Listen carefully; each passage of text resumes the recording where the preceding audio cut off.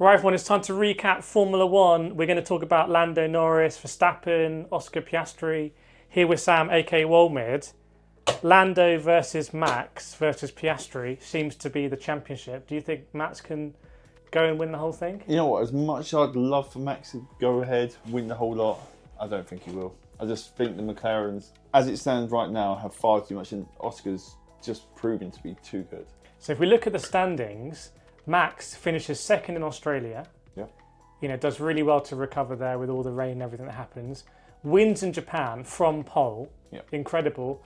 Poles it in Saudi and comes second, even after getting that 5-second penalty that we'll get onto. Yeah. He's looking, when you look at that, the outlier is Bahrain where he finished sixth.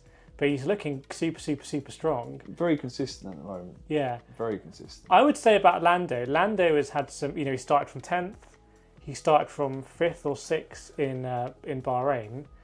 The issue I have with that though is, yes, he started 10th at the weekend, but his car is head and shoulders above everyone else. That's what. So when you look at the results, he's finished 1st in Australia, 2nd in China, 2nd in Japan, 3rd in Bahrain, 4th in Saudi. Those are kind of championship winning results. Yes. Like they're nice and consistent. Yeah. However, then we get to Oscar. Oscar's won in Saudi, in Bahrain, and in China. He's won 3 out of 5. Yes. I mean, people talk about generational talent. You're winning 3 out of 5. If you carry on that ratio, it's a good start of the year, isn't it? Definitely going along. And he's 10 points ahead of Lando now. We remember when in Australia his home GP went off and was lucky to get back. Grass, yeah. And he didn't just get 10th; he got 9th as well. Got a couple more points. They could. So you're saying that you think it's a shoe-in for Oscar, really? I think it's Oscar's to lose more than anything. Personally, I think he's got the head. He's not bottling it. He's keeping himself calm. If he's not, like the way he followed Max around Saudi, I reckon he could definitely push, but he used his head, saved his tyres. I reckon it's definitely the marks of a man who could go on and win. Would you say that even if he was, say, 10 points behind right now? Yeah. If he'd had a nightmare somewhere, another nightmare, let's say Bahrain, he didn't win, a DNF somehow, I'd still be saying the same thing. The way he's been driving, it's just been, the only thing he's put wrong is Australia at the moment. By the way, Bahrain, pole position, fastest lap, and the win. Yeah. I mean, that is pretty impressive. Very dominant. So let's talk about the incident with Verstappen and Oscar Piastri at the start. We've actually got 2 cars here, you can see. So basically, if you haven't seen it, they come into turn 1 and Max Verstappen's on the outside, but a little bit, he's not neck and neck, he's a little bit further behind. But then what he does is he goes and cuts the corner and goes ahead. He rolls off the brake. Now, I think it's worth bearing in mind that Max was starting on pole. So, you know, he was ahead for most of that run into the first corner. The debate seems to be whether Max had rolled off the brakes in the braking phase to sort of be neck and neck, and then he just diverted. Well, I mean, that's what I think's happened. I think he's done it before. He's got a history of rolling off the brakes. Everyone knows that's his special move, really. Yeah. I think it was the right penalty. I think it was deserved. He was never going to make that corner.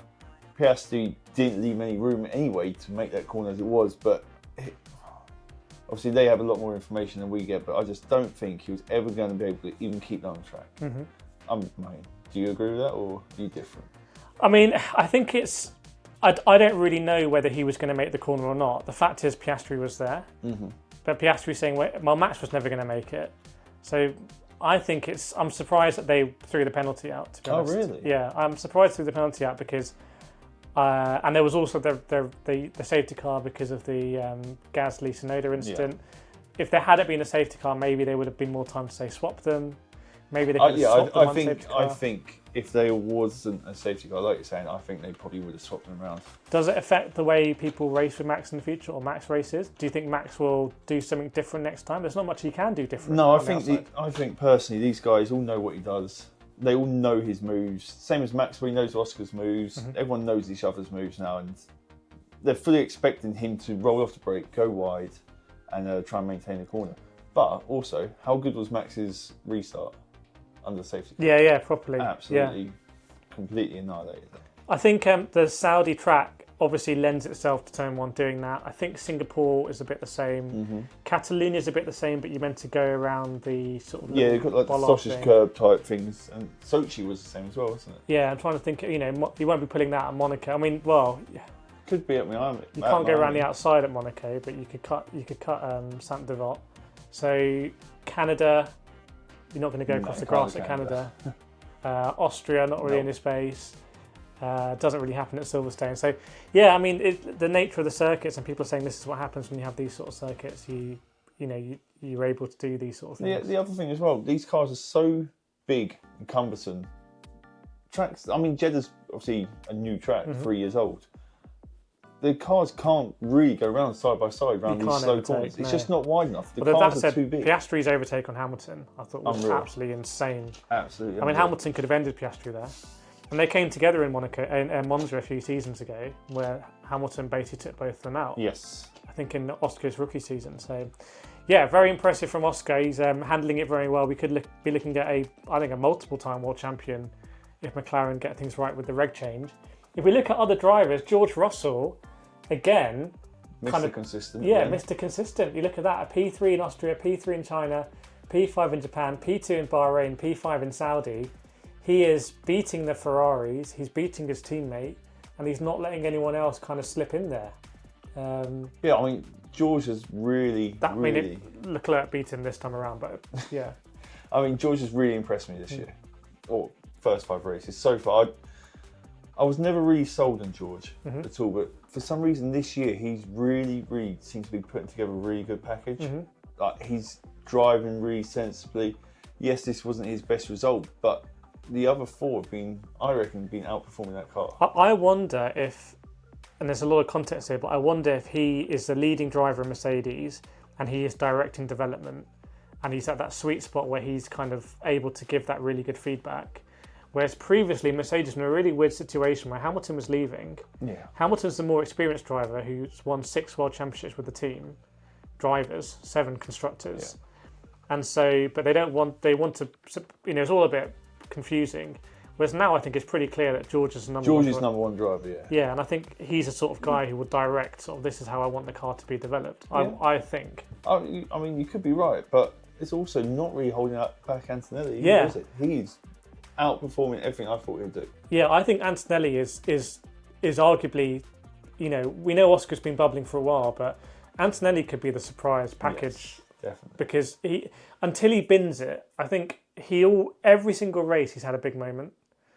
He's had huge moments in Australia where he's just on the white lines, and even did a 360 if I remember. He did, didn't he? He had a huge moment in Singapore, in Saudi as well, like on the curb.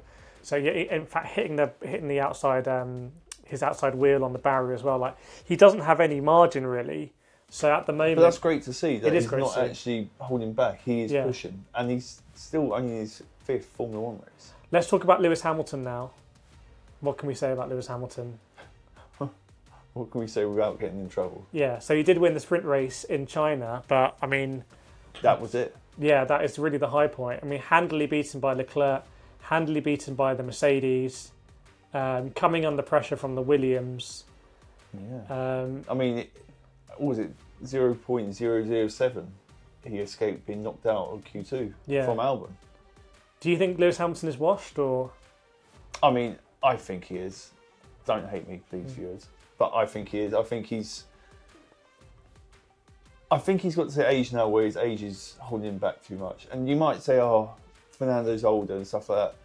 I think, my personal opinion, that Lance isn't good enough, which makes Alonso look better. Alonso look better, yeah. Do you think Behrman's ready to step up and go in that Ferrari? I actually generally think he is. Okay. I think even if Behrman got chucked, I know it's not going to happen, but let's say hypothetically it did, got chucked in mid-season, I think it absolutely... I think Behrman, after a difficult start in Australia, has been slowly cooking a little bit. He's shown some really good flashes.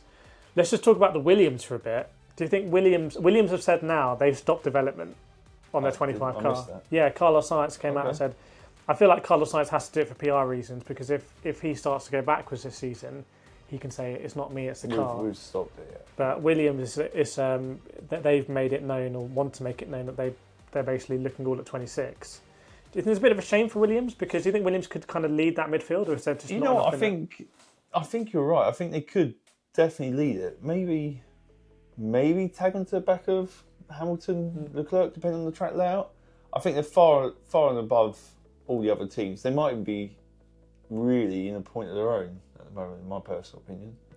Let's just talk about the bottom end of the standings. I mean, it's really painful. I'll give you the full rundown. We've got Albon in 8th, Ocon in 9th, having a great season, I think. Lance Stroll in P10, who started great but has had absolutely washed races in Japan, Bahrain and Saudi. Looked really, really, really off it. We broke the records at the weekend for most Q1 exits. There we go, record breaker. Pierre Gasly, impossible to predict, could literally win a race or retire. Yeah. It's like Hulkenberg started well, but then it's a Sauber. Behrman we've spoken about. Hadjar is blowing a bit hot and cold, but he's definitely showing promise, I would say. He's impressed me. And Carlos Sainz is started to come back into it, but he's had 2 retirements. Then I would say from 16th to 20th onwards, I think there's question marks, and there's some. I would say on all of them. I would say on all of them. Okay. So in 16th we've got Yuki Tsunoda. Now, Yuki Tsunoda start to the season, he's only scored points in 1 race, leaving a sprint race. That is not good for Yuki Tsunoda. He's normally better than that. But personally, if you remember from the first 2, that was team mistakes, like their strategy. Yeah, their strategy was all over, typical racing balls. Yeah, all over the place. But then he's had 3 races now compared to Liam's 2. Mm-hmm. He's already more experienced in the Red Bull than Liam Lawson. Yeah, which seems weird to say, but it is true.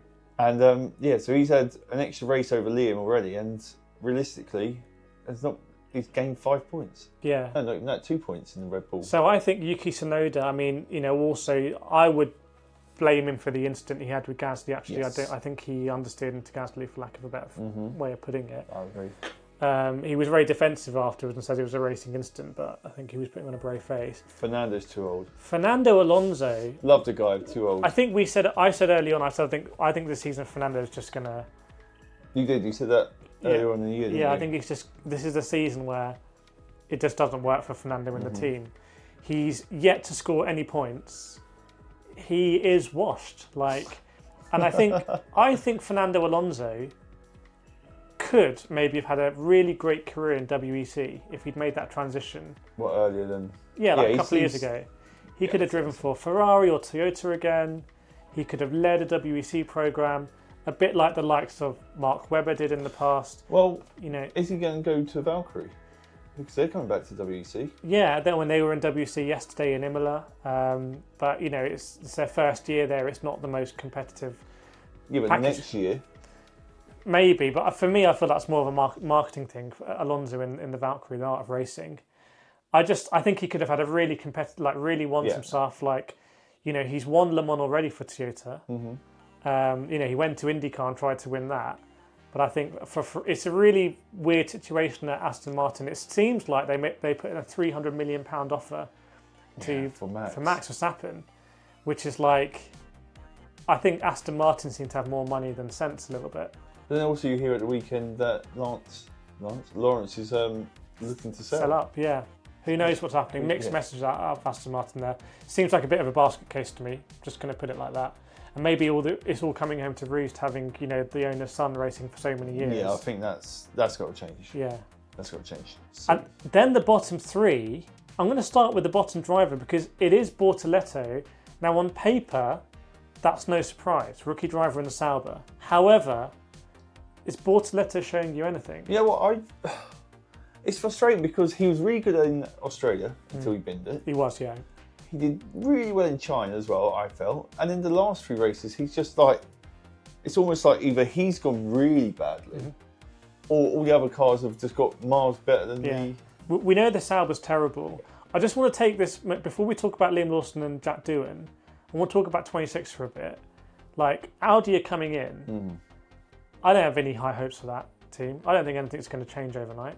No, from Sauber to Audi. No chance. So I think unless they all of a sudden they've built themselves a rocket ship from the engine, which they'll have a roll of the dice. Yeah. But I think I don't see out just because it's got an Audi sticker on it. I don't see it's going to be much different. You have to remember BMW came in with Sauber. Nothing happened. Nothing happened. Sauber's done all these things in the past, and Alfa Romeo came in with Sauber. These are all big brands as well coming in. So And the other one is Cadillac. I mean, how much are we hearing on Cadillac, I think, Cadillac? are going to be interesting. I think they're actually generally going to be really interesting to watch. I think it'll be interesting, but who's going to drive for them? Are they going to go North American drivers? I reckon it'll be Perez. Are they going to go Perez? Are they going to go Herta? Are they going to go Aitken? Who are they going to go for? We don't know. How's the package going to be? We have no idea. It's like there's a reporting ban on Cadillac or something. To be fair, you're right. We haven't actually heard a lot about it. I mean, Andretti banging on the door for years and years and years, so much noise about it, so much publicity. Well, Cadillac are in, there's another team on the grid. Silent. It's just silent. Every now and again you hear, oh, Perez is going to do it, or Bottas, and that's it. You don't hear much else. I think, especially if you're an American fan watching, we want to know what you think of Cadillac. But let's just finish by talking about Lawson and Doohan. Doohan, for me, has unfortunately done nothing to stop the Colapinto coming in. Whether it's going to be in maybe Imola, maybe it's going to be in Spain, I don't know. But you would almost say, well, they may as well throw the dice and put Colapinto in. Yeah, I think it's coming sooner rather than later. Definitely before the summer break. I don't think he'll make it that far. Yeah. And then Lawson is just... It's disappointing to say, but for me, he's just seems to be completely out of the league. Do you feel bad for... I feel really bad for the guy. But do you think if he was riding high in confidence and a team that supported him, he would be operating at high performance? Or do you think this is his level? Because he was doing last season. That's what I mean. The last season and the season before that, I felt he did good. He did really well. Yeah. But then, for you, Kireth, do you think if he'd been in the Racing Bull all year instead of first in the Red Bull, do you think there'd be any difference? I think he might have felt a bit more comfortable in the car, but ultimately, and he did. He got a 10-second penalty for a move that I didn't think deserved a 10-second penalty. But I think keep an eye on it. I don't know who they're going to put in. I think Lindblad is doing well for them for Red Bull, but who knows? Go back to Perez. Well, that's the rundown as we have a little break. I'm going to be in Monaco for the Miami GP. Lovely. So maybe Sam, you'll be doing the recap. Maybe we'll do it remotely. Oh my! I have to find myself on a yacht. I'm at Forest Edge that weekend. Okay, cool. All right. Well, hope you enjoy it, and we'll see you in the next one.